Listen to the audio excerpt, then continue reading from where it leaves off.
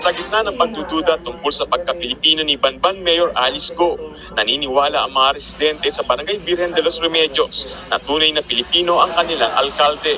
Sa barangay nito lumaki at nakitira si Mayor Go. Ang mayora po namin, tunay na Pilipino. Dito po siya nakatira sa BDA. Meron po siyang farm doon. Doon na po siya lumaki. Tinuro pa ng isang residente sa News 5 ang lupaing pagmamayari ng pamilya ni Go. Madalas daw nilang nakikita doon si Go noong 7 taong gulang pa lang siya. Nagkikipaglaro sa kapitbahay, yung anak ng kapitbahay namin doon. Doon sa bukid nila doon.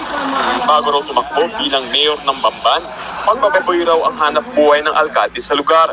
Hindi naman matanggap ng ilang residente ang pambabatikos sa kanilang mayor. Sobrang bait niya. Wala naman po kaming nakitang pangit sa kanya. Puro maganda, sir. Kaya napapayak po kami.